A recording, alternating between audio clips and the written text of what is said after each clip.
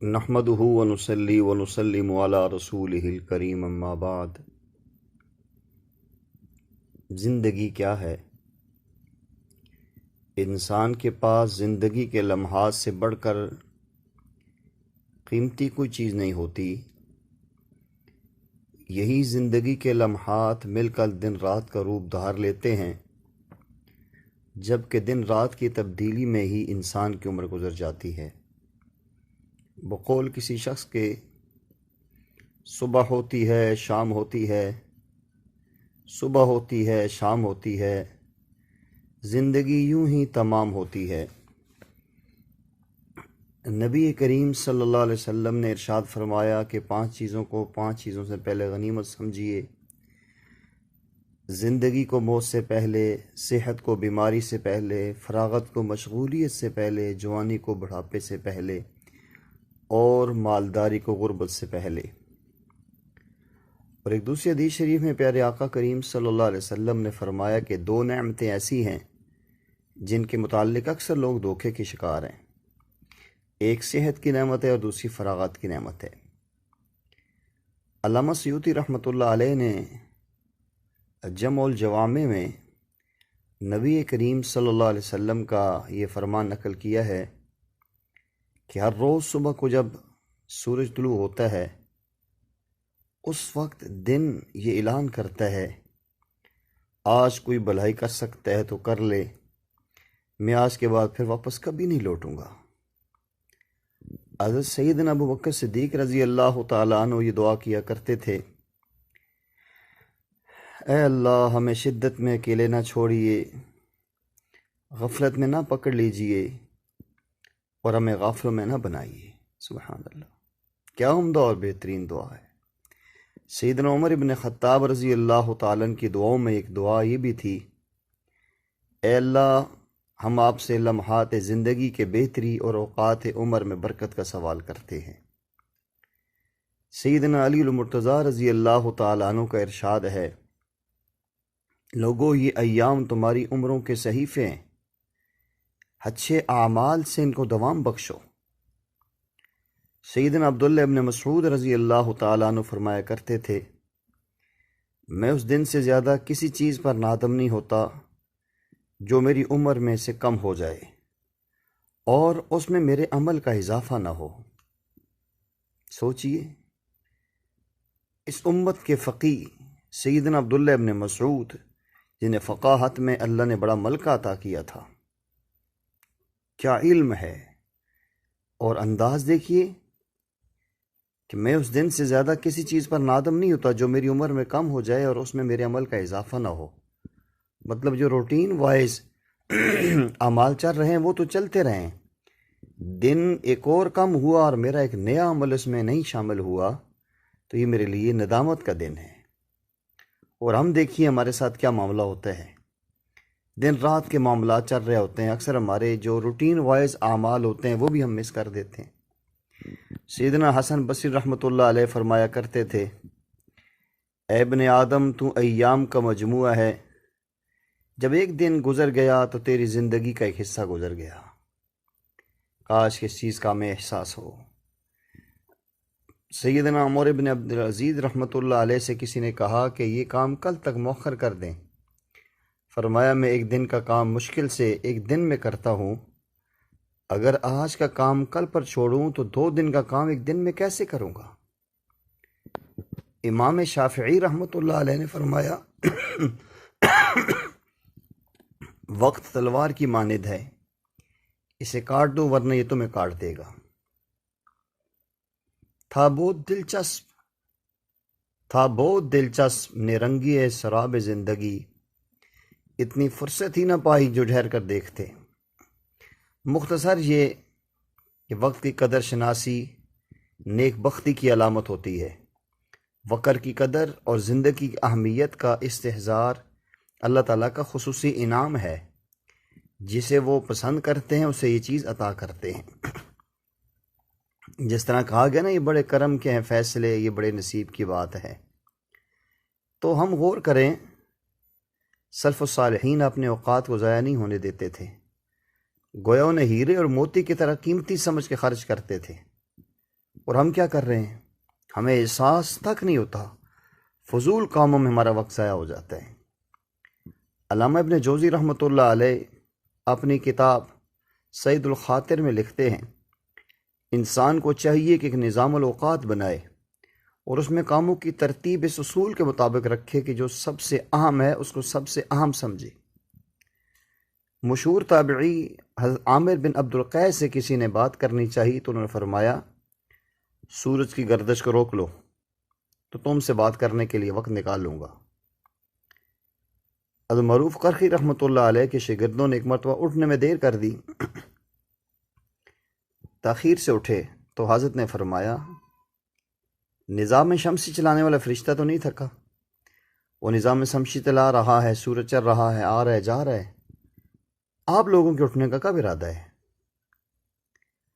حضرت داؤد طائی رحمۃ اللہ علیہ روٹی کے بجائے بعض میں آتے ستو بعد میں آتے چورا استعمال کرتے تھے، تو پوچھنے پر آپ نے بتایا کہ چونکہ اس روٹی کے چبانے میں وقت زیادہ لگتا ہے اور چورے اور اس ستو کے چبانے میں وقت کم لگتا ہے، اور جو وقت بچتا ہے اتنی دیر میں 50 آیات کی تلاوت کر لیتا ہوں۔ صاحب عیون الاخیار نے امام رازی رحمۃ اللہ علیہ کے یہ قول نقل کیا ہے کہ اللہ کی قسم کھاتے وقت علمی مشغلہ ترک کرنے کی وجہ سے مجھے بہت افسوس ہوتا ہے، کیونکہ وقت اور زمانہ یہ بہت بڑا سرمایہ ہے۔ علامہ ابن رجب الحنبلی رحمہ اللہ نے طبقات الحنابلہ میں امام تیمیہ رحمۃ اللہ علیہ کے دادا امجد الدین کے متعلق لکھا ہے، وہ کسی کام میں مشغول ہوتے تو شاگردوں سے کہتے کہ تم کتاب بلند آواز سے پڑھو تاکہ میں سن سکوں اور وقت ضائع نہ ہو۔ علامہ ابن حجر عسقلانی رحمۃ اللہ علیہ نے مشہور عالم شمس الدین رحمہ اللہ کے متعلق لکھا ہے، وہ کھانا اس ڈر سے کم کھاتے تھے کہ زیادہ کھانے سے تقاضے کی ضرورت پڑے گی اور بیت الخلاء میں جا کے وقت ضائع ہوگا۔ آپ اندازہ لگائیے کہ وقت کے ایک ایک لمحے کی کتنی قدر تھی ہمارے بڑوں کے پاس۔ علامہ ابن عساکر نے تبیان المفتری میں 5ویں صدی کے مشہور عالم سلیم رازی رحمہ اللہ کے متعلق لکھا ہے کہ جب لکھتے لکھتے ان کا قلم گھس جاتا تو قلم کا جو قات لگاتے ہوئے ذکر شروع کر دیتے تھے، قلم ٹھیک کرتے ہوئے ذکر شروع کر دیتے تاکہ وقت صرف قط لگانے میں ضائع نہ ہو بلکہ اللہ کے ذکر میں مشغول ہو کے آپ نے اس وقت کو ہم مشغول کر کے قیمتی بنا لیں۔ علم النحو کے مشہور امام خلیل بن احمد وہ فرمایا کرتے تھے، وہ گھڑیاں وہ ساعتیں مجھ پر بڑی بھاری گزرتی ہیں جن میں کھانا کھاتا ہوں۔ علامہ ذہبی رحمہ اللہ کتنے مشہور ایک عالم گزرے ہیں، تذکرہ الحفاظ ان کی بڑی مشہور کتاب ہے، اس میں حضرت خطیب بغدادی رحمۃ اللہ علیہ کے متعلق لکھتے ہیں کہ وہ رات چلتے بھی مطالعہ کرتے تھے تاکہ آنے جانے میں وقت ضائع نہ ہو۔ ہمارے اکابرین میں شیخ الہند مولانا محمود الحسن رحمہ اللہ درس بخاری کے دوران جب کوئی طالب علم عبارت پڑھتا تو آہستہ آہستہ ذکر میں مصروف ہوتے تھے تاکہ اس وقت کو مزید قیمتی بنائیں۔ مفتی اعظم پاکستان حضرت مفتی محمد شفیع صاحب رحمۃ اللہ علیہ آپ نے شاگردوں کو نصیحت کرتے ہوئے فرماتے تھے، جب میں قضاء حاجت کے لیے بیت الخلاء جاتا ہوں نا، وہاں بھی خالی وقت گزارنا مشکل معلوم ہوتا ہے، چنانچہ جتنی دیر میں بیٹھا ہوتا ہوں اتنی وقت میں اور کام تو ہو نہیں سکتا، اگر لوٹا میلا کچیلا ہوتا ہے تو اسے بھی دھو لیتا ہوں۔ سبحان اللہ۔ معاصر حکیم امت میں حضرت تھانوی رحمہ اللہ کے متعلق لکھا ہے کہ وقت کے ایک ایک لمحے کو صحیح اور برمحل استعمال کرنے کا اس قدر اہتمام تھا کہ ہر وقت ان کی نظر گھڑی پر رہتی تھی۔ یہ گھڑی محشر کی ہے تو عرصہ محشر میں ہے، یہ گھڑی محشر کی ہے تو عرصہ محشر میں ہے، پیش کر غافل عمل کوئی اگر دفتر میں ہے۔ تو سلف صالحین کے حالات زندگی کا مطالعہ کیا جائے تو معلوم ہوتا ہے کہ شب و روز میں سینکڑوں نوافل ادا کرنا ان کا معمول تھا، اور آہو سحر گائی کی بھی پابندی تھی، سحری میں آؤ زاری اللہ کے سامنے کرتے تھے۔ مختصر مدت میں قرآن پڑھنا ان کا شوق ہوتا تھا، اور صرف یہ نہیں کہ اعمال میں لگے رہتے تھے، اقربا کے حقوق کی ادائیگی کا بھی خاص اہتمام ہوتا تھا، اور طلباء کو درس دینے کا بھی مستقل نظام الاوقات ہوتا تھا۔ پھر آج کے دور کی طرح ایسی سہولیات بھی میسر نہیں تھی، سفر کے لیے زمین پر دوڑنے والی گاڑیاں اور اڑنے والے جہاز بھی نہیں تھے۔ لکھنے کے لیے آج کی یہ کاروان رواں دواں، یہ قلم، یہ ایجادات نہیں تھی۔ سطر لکھنے کے بعد بار بار قلم کو روشنائی میں ڈبونا پڑتا تھا، بار بار اس کو ہلکا سا اس کا وہ قطرہ کم کر کے لکھنا پڑتا تھا۔ آج کل کی طرح گھروں کو بقع نور بنانے والی بجلی کے بلب بھی ایجاد نہیں ہوئے تھے، چراغ کی روشنی بھی بعض حضرات کو میسر نہ تھی، اور وہ قندیلوں کی روشنی پہ پڑھتے تھے۔ فقہ اور حدیث کے دین کا کام مکمل نہیں تھا، ایک ایک حدیث سننے کے لیے دور دراز کا سفر کرنا پڑتا تھا۔ ان کی عمریں بھی معمول سے زیادہ نہ تھی، اکثر ہی 60-70 سال کی زندگی کے بہاریں دیکھتے تھے۔ دنیا اپنی زیب و زینت کے ساتھ ان کا دل لبھانا چاہتی تھی، لیکن وہ بڑے بڑے سرکاری منصبوں کو ٹھکرا کر علمی کام میں مصروف رہتے تھے۔ متاع وقت و کاروان علم میں یہ لکھا ہے کہ ان تمام مشکلات کے باوجود سلف و صالحین کے تصنیفی میدان میں دیکھیں، تحریری میدان میں دیکھیں، تقریری میدان میں دیکھیں، ہمارے بڑوں نے اپنی عظمت کے پریلے لہرائے ہیں، دنیا کو ورطۂ حیرت میں ڈالا ہے۔ اس لیے میرے نوجوان بھائیوں، میرے عزیزوں، یہ تمام حقائق میں نے آپ کے سامنے پیش کیے ہیں، یہ ان کو اپنے لیے مشعل راہ بنائیں اور اپنی زندگی کے اوقات کو قدر کر کے قیمتی بنائیں۔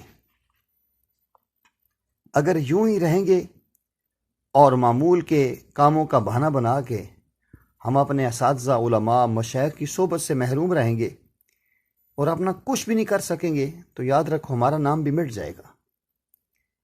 نہ آپ کو وہ رونقیں نظر آئیں گی، نہ وہ معرفت کے پھول نظر آئیں گے۔ اس لیے آج سے عزم کیجئے اور اللہ جل جلالہ سے دعا کیجئے کہ اللہ ہمارے اوقات میں برکت عطا فرمائیے۔ میں نے ایک بزرگوں کے حالات میں پڑھا ہے، وہ فرماتے ہیں کہ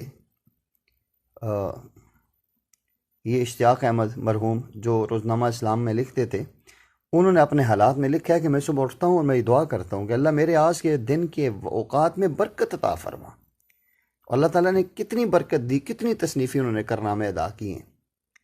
اس لیے آج سے عزم کریں کہ آج سے پہلے جو ہمارے وقت میں کمیاں کوتاہیاں کر بیٹھے اس پہ معافی مانگتے ہیں، اور آئندہ کے لیے اپنے اوقات کو قیمتی بنائیں گے، اپنے بڑوں پر اعتماد کریں گے، اپنے علمی پختگی پیدا کریں گے، تاکہ ایسے ایک بہترین داعی بن کے ہم رہیں کہ دنیا کے اندر ہماری آواز گونجے، اللہ کا دین بلند ہو، اور میری زندگی کا مقصد تیرے دین کی سرفرازی، میں اسی کے لیے مومن، اسی کے لیے نمازی۔ اسی لیے کسی شاعر نے کیا پیاری خوبصورت بات کہی تھی، جو تھا نہیں ہے، جو ہے نہ ہوگا، یہی ایک حرف محرمانہ۔ جو تھا نہیں ہے، جو ہے نہ ہوگا، یہی ایک حرف محرمانہ۔ قریب تر ہے نمود جس کی، اس کا مشتاق ہے زمانہ۔ میری صراحی سے قطرہ قطرہ نئے حوادث ٹپک رہے ہیں، میں اپنی تسبیح روز و شب کا شمار کرتا ہوں دانہ دانہ۔ ہر ایک سے آشنا ہوں لیکن جدا جدا رسم و راہ ہے میری، کسی کا راکب، کسی کا مرکب، کسی کو عبرت کا تازیانہ۔ نہ تھا اگر تو شریک محفل، قصور تیرا ہے یا کہ میرا، نہ تھا اگر تو شریک محفل، قصور تیرا ہے یا کہ میرا، میرا طریقہ نہیں کہ رکھ لوں کسی کی خاطر میں مہ شعبانہ۔ اللہ جل جلالہ ہمیں اپنے اوقات کو قیمتی بنانے کی، اپنے وقت کی قدر کرنے کی توفیق نصیب فرمائے۔ وآخر دعوانا ان الحمد للہ رب العالمین۔